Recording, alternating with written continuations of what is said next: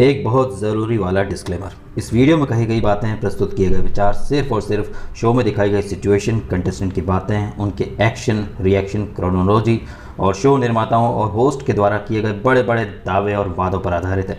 इस वीडियो का उद्देश्य सिर्फ शो में घटित हुई घटनाओं का विश्लेषण करना है, ना कि किसी होस्ट, कंटेस्टेंट या उनके फैंस को खुश करना या नाराज़ करना।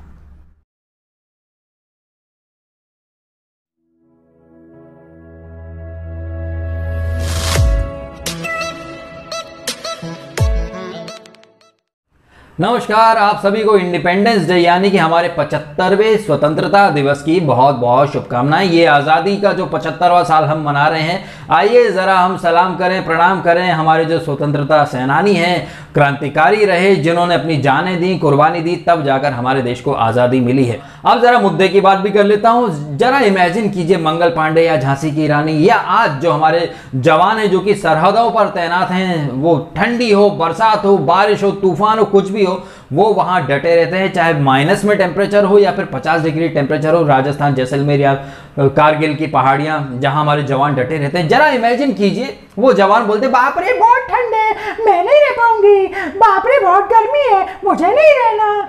अगर सरहद पर खड़ा हर जवान अपनी जिम्मेदारी से पीछे हट जाए तो क्या हम आजाद रह पाएंगे? क्या हम सेफ रह पाएंगे? नहीं रह पाएंगे ना। लेकिन ऐसी मेंटेलिटी की लड़की निकी तंबोली को उसके फैंस इतना सपोर्ट करते हैं, जस्टिफाई करते हैं, भाई वो स्ट्रगल करके आई है, ये है, वो है, ये है, वो है।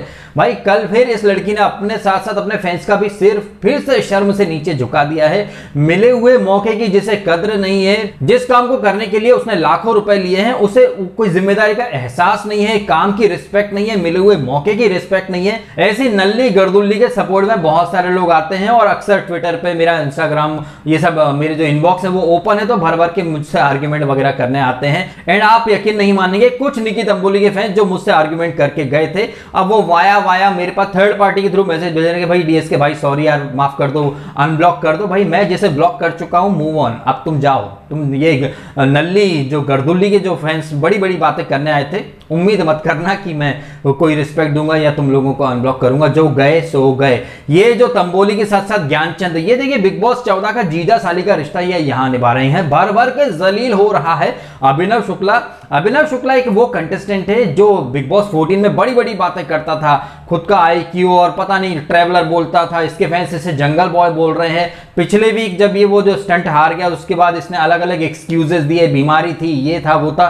कल के स्टंट में क्या, पिछले वीक बीमारी का एक्सक्यूज दे दिया, अभी तंबोली के ऊपर ठीकरा फोड़ देगा। जबकि ये ज्ञानचंद की छठी औलाद यानी कि अभिनव शुक्ला, एक स्टंट जब हुआ था ये इलेक्ट्रिक शॉक वाला, जब बिजलानी और महक चहल कर रहे थे, तब ये ज्ञानचंद बड़े बड़े ज्ञान दे रहा था कि बिजलानी होल्ड कर ले 3-4 सेकंड के लिए, करंट सह ले। लेकिन कल ये खुद कुछ नहीं कर पाए। आप ये देखिए कि खतरों का खिलाड़ी हो या बिग बॉस हो, ये जो शोज होते हैं, इन्हें मैं एक पर्टिकुलर रीजन से बहुत ज्यादा पसंद करता हूं कि ये जो शो है, एक शो में जिस इंसान को ऊपर उठाते हैं, अगले ही शो में उस इंसान की रियल औकात दिखा देते हैं। ये एंडेमॉल या बिग बॉस वाले जो है, इन्होंने ही विकास गुप्ता को मास्टरमाइंड बनाया था बिग बॉस 11 के टाइम पर, उसे मास्टरमाइंड का टैग दिया था और फिर उसी विकास गुप्ता की परखच्चे उड़ा के रख दिए थे।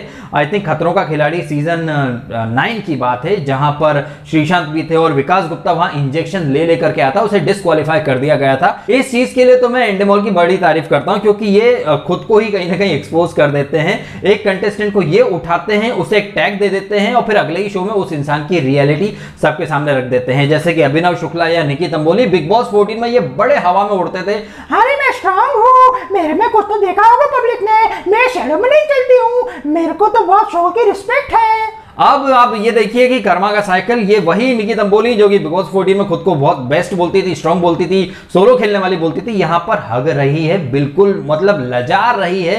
पेरेंट्स को, अपनी फैमिली, फ्रेंड्स, फैंस, सबका सिर शर्म से नीचे झुका रही है। अब तक तंबोली के फैंस बोलते थे भाई इसको कीड़े मकोड़े, इंसेक्ट से फोबिया है। कल तो कुछ नहीं था, न कीड़े थे न मकोड़े थे, आपको ऊपर चढ़ के स्टंट करना था। और ऐसा भी नहीं था कि ये स्टंट इम्पॉसिबल था, क्योंकि दिव्यांका त्रिपाठी ने ये स्टंट बहुत जबरदस्त तरीके से किया। इनफैक्ट उनके साथ बिजलानी जो था, बिजलानी जिसके नाम में ही बिजली है, वो झटके नहीं ले पाया, तो सारे झटके दिव्यांका त्रिपाठी ने लिए। हालांकि उनके साथ इस स्टंट में वरुण सूद सामने की टीम में था। वरुण एंड महक ने भी काफी अच्छा किया, उन्होंने 6 फ्लैग्स निकाले और दिव्यांका ने तकरीबन 8 निकाले, आई थिंक 8 ही निकाले हैं, और जबरदस्त तरीके से अपना डंका बजा दिया। दिव्यांका के नाम का डंका बज रहा है खतरों का खिलाड़ी में। कोई शोशाबाजी नहीं है, कोई एक्सक्यूजेस नहीं है, कोई रोना धोना नहीं है। जैसे ही ऑर्डर मिलता है स्टंट करने कूद जाती हैं, कोई एक्सक्यूजेस, कोई बहानेबाजी, कोई नखरा नहीं, स्टंट करना है। अच्छा किया तो तारीफ, नहीं कर पाती हैं तो उसकी जिम्मेदारी भी खुद ही ले लेती है, किसी और के ऊपर ठीकरा वगैरह नहीं फोड़ती हैं। कल दिव्यांका के साथ किसी और ने जबरदस्त तरीके से स्टंट परफॉर्म किए तो वो है राहुल वैद्य, जिन्होंने अंडर वाटर, उन्हें स्विमिंग आती है वैसे भी नहीं है, और उल्टा लटक कर पानी में छपाक छपाक छपाक करना है। सांस लेने का टाइम मिले ना मिले, आप उल्टे लटक रहे हैं तो सारा खून आपके मस्तिष्क में, दिमाग में आ जाता है, चेहरा लाल हो जाता है। पानी के नीचे आप जा रहे हो तो ऑब्वियसली आप उल्टे लटके हो तो पानी आपके नाक से मुंह में हर जगह जाएगा। लेकिन उसके बाद भी इस बंदे ने स्टंट परफॉर्म किया, और क्या किया, मतलब सारे कंटेस्टेंट बोल पड़े, मजा आ गया भाई। राहुल और दिव्यांका कल एक्चुअली में पब्लिक को भी, हम सबको मजा आया। मजा विशाल आदित्य सिंह के स्टंट में भी आ रहा था, जिस तरीके से उसने स्टार्ट किया। लेकिन जो एक अंडर वाटर स्टंट में जो उसके साथ हुआ था, वो कहीं ना कहीं वो सीन उसके दिमाग में वापस से फ्लैशबैक में वो चला गया और वो पैनिक हो गया। तो अच्छा खासा स्टंट आई थिंक बहुत जल्दी कर लिया था उसने, 20-22 सेकंड में 19 के आसपास कुछ फ्लैग्स निकाल लिए थे, जो कि रोहित शेट्टी ने बोला। आई थिंक विशाल अगर ये स्टंट अबॉर्ट नहीं करता तो शायद वो स्टंट, वो वाला जो राउंड था वो जीत जाता, राहुल नहीं जीत पाता। लेकिन फिर भी यहाँ राहुल और दिव्या से कोई क्रेडिट नहीं लिया जाना चाहिए, उन्होंने बहुत बढ़िया तरीके से परफॉर्मेंस किया है। और अपने ही, मतलब राहुल तो खैर सोलो ही स्टंट कर रहा था, लेकिन दिव्या तो टीम स्टंट कर रही थी, लेकिन अपने बूते उन्होंने स्टंट किया। यहाँ चुल्लू पर पानी में डूब मरना चाहिए तंबोली को और इसको सस्ते शुक्ला को, बड़ा बड़ा ज्ञान देते हैं। तंबोली तो जब से वापस आई तब से बड़ी बड़ी बातें कर रही थी, और आप ये देखिए सोलो स्टंट में वो गिव अप कर देती, जाती नहीं है। और टीम स्टंट अगर इसको मिलते भी हैं तो अपने जीजा श्री के साथ ही पिछली बार जो स्टंट मिला था। अब आप यहां देखिए रोहित शेट्टी के रूल्स, जब ये तंबोली 2.0 आती है, वो जो नदी वाला स्टंट था जहां उन्हें एक बोर्ड के पीछे बांध दिया गया था और उसके ऊपर एक बहुत बड़ा वो लोहे का कुछ बंधा था जिसके ऊपर फ्लैग से वो छुड़ाने थे, वहां अभिनव और तंबोली जो थे वो नंबर 2 आए थे। लेकिन तब वहां पर जो नंबर 3 था उसी को वो फियर फंदा दिया गया। और इस एपिसोड में रोहित शेट्टी ने अपना रूल बदल दिया, उन्होंने कहा कि ऐसा नहीं कि सेकंड बेस्ट वाले को नहीं मिलेगा, जो जीतेगा स्टंट, जो अच्छा करेगा वो सेफ होगा, बाकी जो लोग भी अच्छा परफॉर्म नहीं करेंगे वो भले ही सेकंड बेस्ट क्यों ना हो, उन सबको फियर फंदा मिलेगा।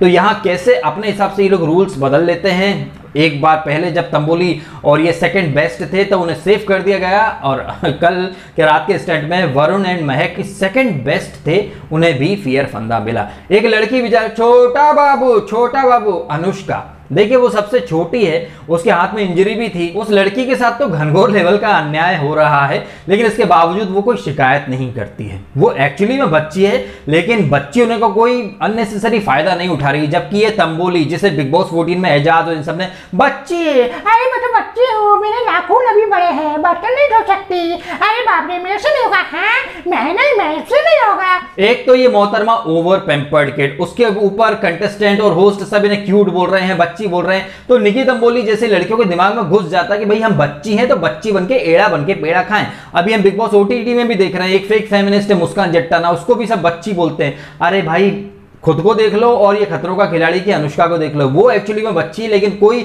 बच्ची होने का अननेसेसरी या नाजायज फायदा नहीं उठा रही है। वो चाहती तो कोशिश ही नहीं करती, लेकिन वो कोशिश करती है, उसके बाद नहीं होता तो वो अबॉर्ट कर देती है। निकी से तो कोशिश भी नहीं होती, क्योंकि मैं तो बच्ची हूँ, दूध पीती बच्ची हूँ, कोई डायपर बदलो।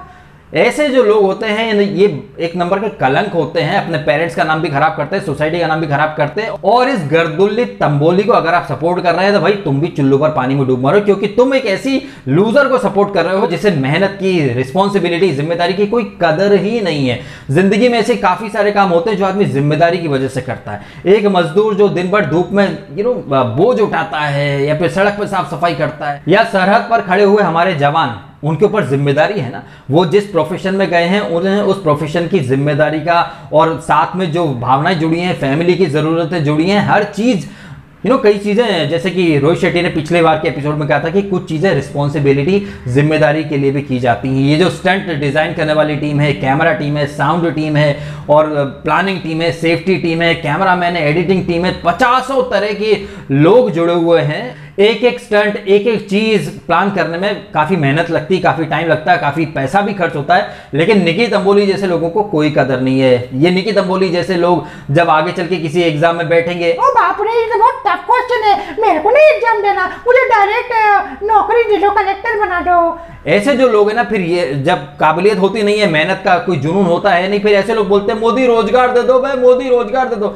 घर पे लाके दे तुमको। नहीं, निकी तंबोली जैसे लोग ऐसे ही हैं जो मेहनत नहीं जानते, कोई स्किल्स नहीं है, पता नहीं किसको खुश करके ये आ गई है जो एंडमोलिया कलर्स वाला इन्हें अब तक ढो रहा है, क्योंकि साबित कर रही है निकी तंबोली कि मेहनत के बूते तो ये मैडम नहीं आगे आ पाती, क्योंकि मेहनत करना या जिम्मेदारी को कैसे उठाया जाता है वो तो निकी तंबोली को उसके माँ बाप ने सिखाया ही नहीं है, तो वो कहां से करेगी। जैसी अपब्रिंगिंग दी है वो वहां पर दिखा रही है नेशनल टीवी पर। अभिनव शुक्ला भी कहीं ना कहीं खुद की पोल पट्टी खोल रहा है बिग बॉस 14 में। बहुत अर्शी, इनका आईक्यू पूरे इंडिया के आईक्यू से ज्यादा है। और अभिनव खुद बोलता था, सर मैं एडवेंचरस गाय हूँ, मैं ट्रैकिंग पे जाता हूँ, माउंटेन्स पे जाता हूँ साहब, मैं ये हूँ, मैं वो हूँ, पहाड़ों पर घूमना, मुझे एडवेंचर स्पोर्ट्स मुझे बहुत पसंद है साहब। लेकिन यहाँ एडवेंचर करके दिखाना तो खुश हो जाते हैं। ये है अभिनव शुक्ला। अभी तो इन दोनों जीजा साली को और भी जलील होना है। एनीवे, कल का आखिरी जो स्टंट था वो कब्र वाला स्टंट था। ये खतरों का खिलाड़ी के बेस्ट ऑफ स्टंट्स जो पीछे की सीजन्स में हुए हैं, ऋत्विक धनजानी या करण पटेल, भारती, इन सब ने अपने एक्सपीरियंस बताए थे और वही स्टंट यहाँ पर इन लोगों को करना था।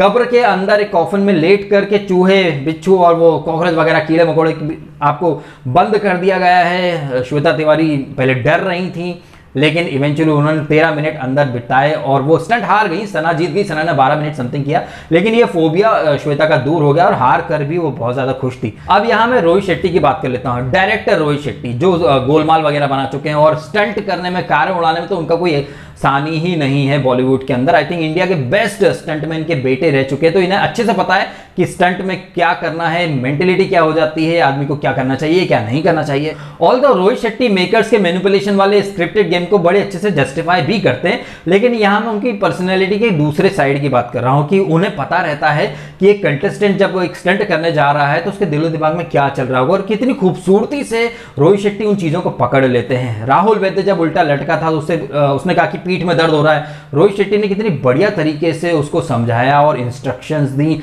इवन श्वेता तिवारी जो कि बहुत ज्यादा डर रही थी, लेकिन रोहित शेट्टी ने बड़े अच्छे तरीके से उनके दिमाग में, ये कंटेस्टेंट के दिमाग में क्या चलता है अच्छे से पढ़ लेते हैं और उनका डर निकाल देते हैं। तो ये जो फोबिया है और कंटेस्टेंट के मन में जो डर होता है, हमने पिछली बार भी देखा था कि सना मकबूल को कार चलाना नहीं आती थी, लेकिन 15-20 मिनट के अंदर ही रोहित शेट्टी ने वो पर्टिकुलर स्टंट करने लायक कार चलाना सिखा दिया था सना को। और विशाल आदित्य सिंह या फिर राहुल वैद्य जो पानी का स्टंट देख के थोड़े से डर गए थे, कहीं ना कहीं वो जो उनके मन का थोड़ा बहुत जो डर है वो रोहित शेट्टी ने अपने एक्सपीरियंस, अपने नॉलेज और अपने टिप्स से कुछ हद तक दूर करवा ही दिया। तो एक कंटेस्टेंट जो स्टंट करने जा रहा है उसके दिमाग में क्या चल रहा है, वो एक्चुअली में स्टंट करने से डर रहा है या फिर किसी और चीज से डर रहा है, ये चीजें रोहित शेट्टी बड़ी बारीकी से समझ लेते हैं और बढ़िया तरीके से कंटेस्टेंट की हेल्प करते हैं, जो कि आई थिंक आगे की जिंदगी के लिए बहुत ज्यादा काम आती है। तो यहां पर तो मैं रोहित शेट्टी के इस पर्टिकुलर साइड की बहुत ज्यादा तारीफ करता हूं। तो इस नोट पर ये वीडियो मैं कर देता हूं खत्म। बिग बॉस ओटीटी का रिव्यू भी लेके आना है, तो ये वीडियो यहां खत्म करता हूं। आपको अगर ये वीडियो अच्छा लगा है तो लाइक करें, कमेंट करें, शेयर करें और सब्सक्राइब करें डीएसके टॉक्स। अगर आपने नहीं किया है तो आपने समय निकाला, वीडियो देखा, आपका बहुत बहुत धन्यवाद।